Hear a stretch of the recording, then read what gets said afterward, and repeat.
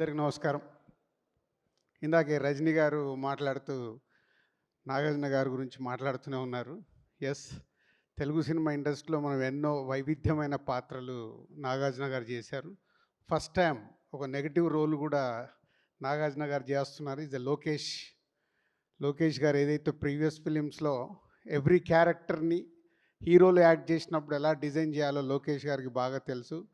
So Rajinikanth గారు చెప్పినట్టు నాగార్జున గారు మళ్ళీ ఒక కొత్త అన్నమయ్య అప్పుడు ఒక డివైన్ టచ్ ఎలా అయితే స్టార్ట్ చేశారో ఇప్పుడు నెగటివ్ రోల్లోకి రావడం ఈ సినిమాకి పెద్ద అసెట్ కాబోతుంది. ఎందుకంటే చూస్తూనే ఉన్నాం, ప్రేక్షకులు కూడా ఇప్పుడు హీరోలుగా చూడడానికి ఇష్టపడట్లేదు. సో హీరోలే సంథింగ్ ఇంకేదో కొత్తగా చేస్తానే చూస్తున్నారు.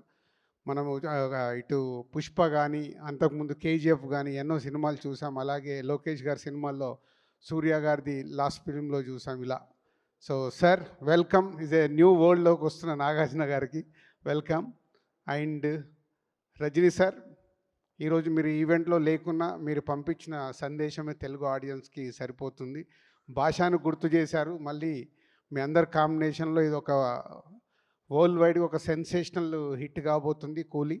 సో ఇప్పటి వరకు ఉన్న అండర్ ప్రొడక్షన్ రిపోర్ట్స్ కానీ లోకేష్ గారి గ్రాఫ్ కానీ మీ అందరి కాంబినేషన్లో పెద్ద హిట్ కాబోతుంది. ఇందులో మేము పార్ట్ అయినందుకు thank you very much. And Sun Pictures ఈ సినిమాని తెలుగులో మాకు చేయడానికి అవకాశం ఇచ్చినందుకు థ్యాంక్ యూ వెరీ మచ్.